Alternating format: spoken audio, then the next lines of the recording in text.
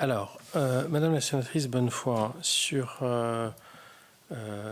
l'expérience, alors désolé si vous n'avez pas reçu de réponse, je vais vérifier. Écoutez, moi je propose de venir les vous rencontrer, parce que si on a des résultats comme cela, je pense que ça vaut la peine qu'avec mes experts, on puisse venir constater, j'ai envie de dire, ou rencontrer les acteurs qui ont mis ça en œuvre. Je ne sais pas s'il y a des dispositifs, c'est atypique comme approche, elle est impressionnante en termes de résultats. Donc je vous propose de venir avec mes experts pour les rencontrer et puis voir si c'est peut-être des bonnes pratiques généralisables, parce que du coup l'enjeu serait de dire, il faut peut-être même inventer. Enfin, voilà, il faut voir les éléments financiers, ce que ça coûte, voilà. Mais en tout cas, je vous propose très simplement de venir m'en rendre compte sur place et de voir comment on peut tirer des enseignements de tout cela. Sur le rapport Woerth, alors, il y avait plusieurs points. Sur le rapport Woerth et les délégations de crédit, j'ai eu plusieurs questions sur la délégation de crédit. Grosso modo, aujourd'hui, les principales délégations de crédit se passent avec les régions. Donc, ça a commencé par la région Grand Est. On a 2 régions sur lesquelles nous, on a validé de notre côté. Les élus régionaux doivent délibérer, mais en tout cas, les présidents vont de l'avant avec leurs équipes. C'est la région Nouvelle-Aquitaine, la région PACA, sur laquelle on a travaillé sur un schéma de délégation de crédit.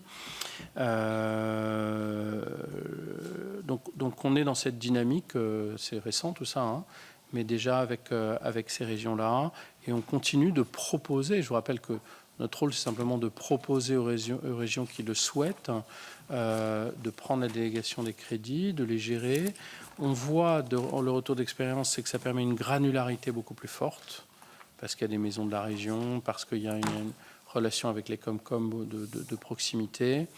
On finance, et c'est dans la règle du jeu, on finance aussi les coûts opérationnels de gestion, hein, à hauteur de 4% des enveloppes à peu près de mémoire.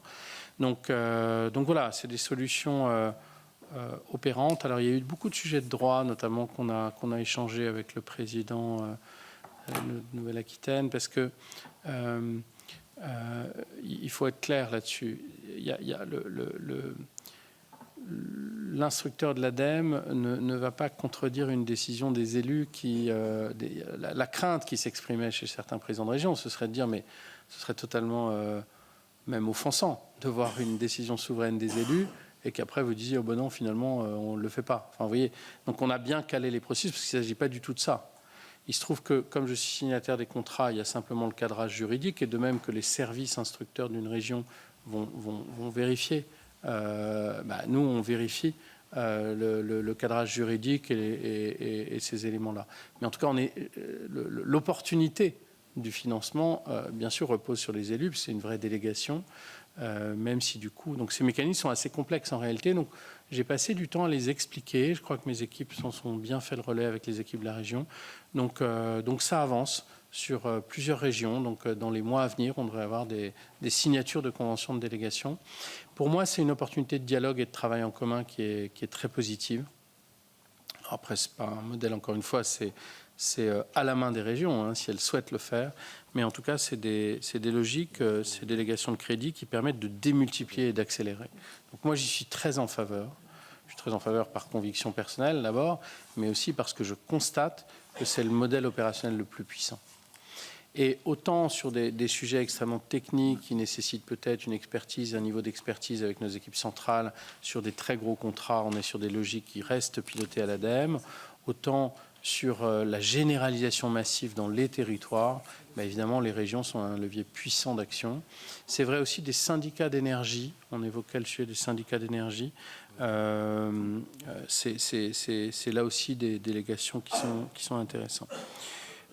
Sur les scores, les Nutri-Scores, les valeurs absolues, nous, on évalue les différents scénarios. Dans les possibilités, effectivement, il y a le fait que quand on va au supermarché et qu'on a fait ses courses, on voit le prix en euros, et le coût environnemental que ça représente. Et qu'on s'habitue à voir, ah oui, j'ai dépensé un peu trop là, je vais faire attention. Ah mais au fait, ça a eu un impact planète supérieur à la semaine dernière, peut-être que je regarde, ah oui, tiens, c'est dans... Voilà. Donc cette information du consommateur, pour moi, elle est essentielle. Je l'écrivais en 2016 dans un ouvrage que je publiais sur différentes thématiques, et je disais, on ne donne pas au consommateur la possibilité de faire son libre choix et de prendre en compte, autant qu'il le souhaite, la composante climatique. Donc on s'oriente, après les décisions et les arbitrages sont pris. En fait, c'est le genre de sujets qui sont faciles de loin, et plus on se rapproche, plus c'est compliqué. Et donc nos experts passent beaucoup de temps à voir tous les effets de bord. Un mauvais système va décrédibiliser le système. Donc on doit être bon du premier coup. Et c'est vrai sur beaucoup de domaines. C'est vrai sur le textile, c'est vrai sur l'alimentaire, c'est vrai sur beaucoup de ces sujets. Donc on a une vigilance et beaucoup de temps pour avoir des méthodologies vraiment transparentes, abouties, assumées. Et je voudrais simplement dire qu'il y a beaucoup de méthodologies qui existent. Avec nous, il y a une chose, c'est la transparence. Une méthodologie de notation doit être transparente. Parce que sinon, on ne sait pas quels sont les biais, les choix qui sont faits. Tous les choix sont respectables s'ils sont transparents.